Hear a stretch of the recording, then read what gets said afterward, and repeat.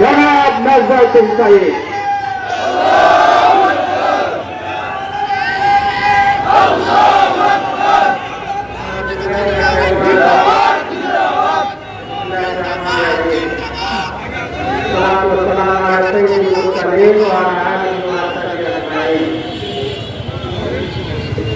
Jahatku adalah mati, kita mati jangan jauh.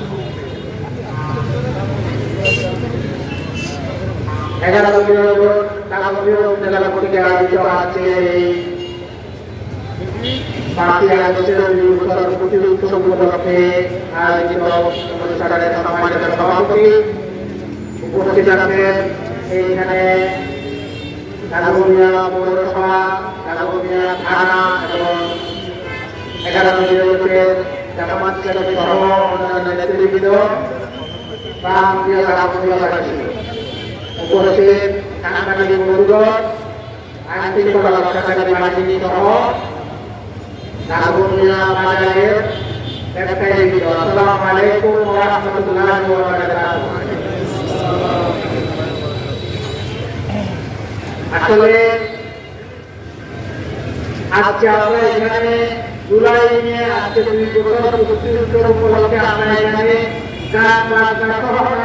আয়োজন করার কথা ছিল, আমাদের বিরোধী আনন্দ করার কথা ছিল, কিন্তু আমরা সেই আনন্দ করতে পারছি।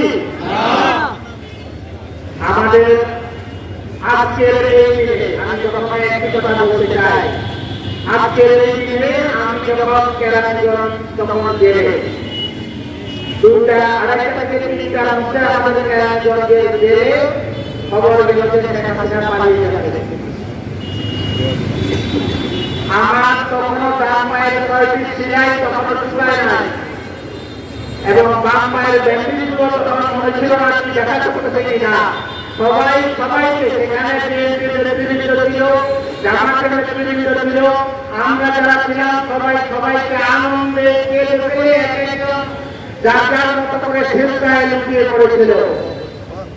আমরা নিজেরাও চিন্তা করে নাই যে শেখ হাসিনা এত তাড়াতাড়ি পালাতে হবে।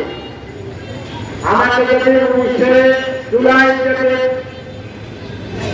বর্তমান জাতীয় সংসদের বিরোধী নাহিদ ইসলামকে বাসায় রাখার অপরাধে, বাসায় সমন্বয়কদেরকে জায়গা দেওয়ার অপরাধে আমাকে জুলাই রাত্রে আমাকে অন্তত 2 শতাধিক আইনশৃঙ্খলা রক্ষাকারী বাহিনী আমার বাড়ি ঘেরাও করে আমাকে নির্মম নির্যাতন করে বাসার গেট ভেঙে দরজা ভেঙে আমাকে তুলে নিয়ে যায়।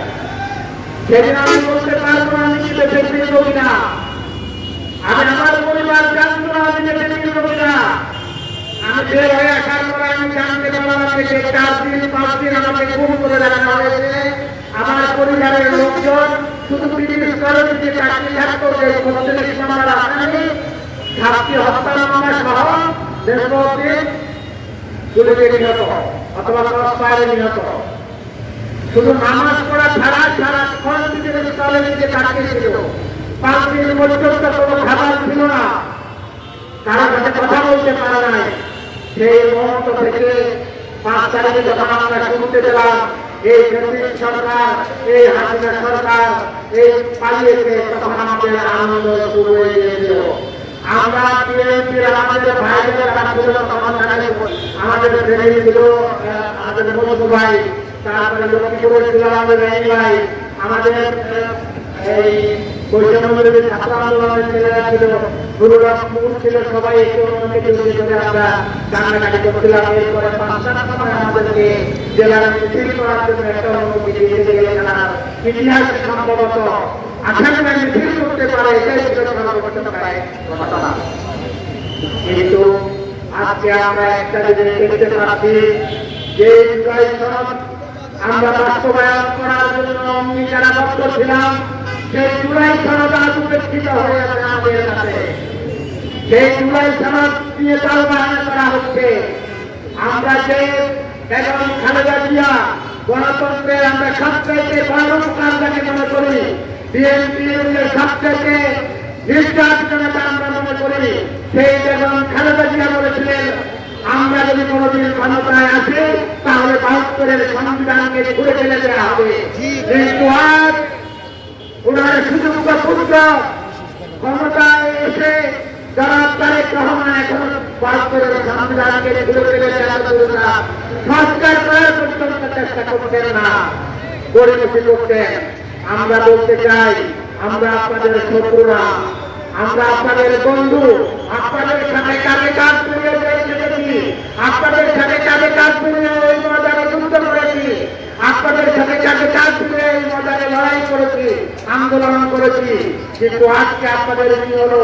আপনারা জুলাইয়ের পর ক্ষমতায় এসে নির্বাচনের পরে এখন বলছেন যে আমরা এগুলো শুধু নির্বাচনে ক্ষমতায় আসার জন্য আমরা এগুলো মেনে নিয়েছিলাম। ধিক্কার জানাই আপনাদেরকে, ধিক্কার জানাই স্বরাষ্ট্রমন্ত্রী সারাউদ্দিন সাহেবকে।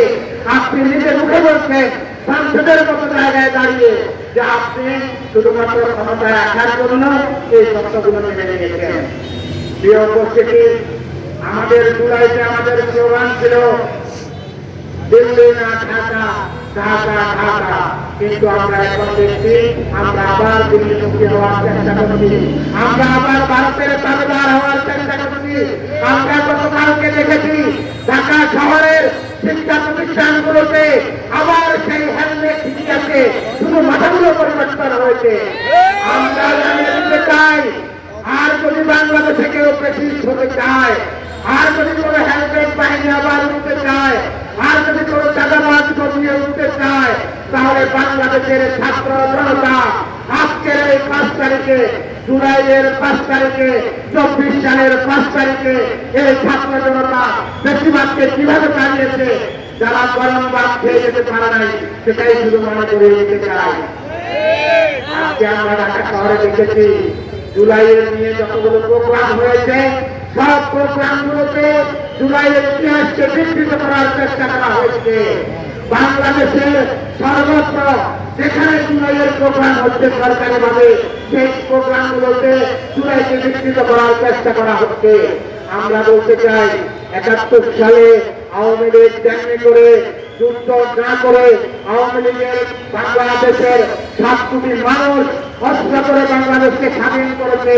আর ৫৫ বছর আওয়ামী লীগ এই ৭১কে বিক্রি করে চেষ্টা করেছে। সেই বিক্রি জুলাই নিয়োগ করার চেষ্টা করা হচ্ছে। এই জুলাই নিয়ে বিক্রি করা, জুলাইকে বিক্রি করার চেষ্টা করা হলে, জুলাইয়ের ইতিহাসকে বিকৃত করার চেষ্টা করা হলে বাংলাদেশের ছাত্র জনতার উঠে দেবে ইনশাআল্লাহ। আমরা আজকের এই ৫ই আগস্টের আজকের এই দিনে, যেদিন শেখ হাসিনা রান্না করা খাবার খেয়ে পলায়ন করতে পারে নাই, সেদিনে আপনাদেরকে মনে করিয়ে দিতে চাই, যদি কোনোদিন আবার কোনোদিন বাংলাদেশের প্রতিবাদ কায়েম হয়, আবার যদি কোনোদিন চাঁদাবাজ বাচ্চারা যদি এই দেশ শাসন করতে চায়, আপনারা কি রুখে দিতে রাজি আছেন? ইনশাআল্লাহ। আমরা আবার বলতে চাই, দিল্লি না ঢাকা, ঢাকা ঢাকা, গোলামি না আজাদি, আজাদি আজাদি, ইনকিলাব ইনকিলাব। আমার সাথে সেই ৫ই আগস্টের সেই স্লোগান করতে পারবেন সবাই? ইনকিলাব ইনকিলাব, ইনকিলাব ইনকিলাব, গোলামি না আজাদি, দিল্লি না ঢাকা, দালালি না রাজপথ, দালালি না রাজপথ। সবাইকে ধন্যবাদ। আসসালামু আলাইকুম ওয়া রাহমাতুল্লাহ।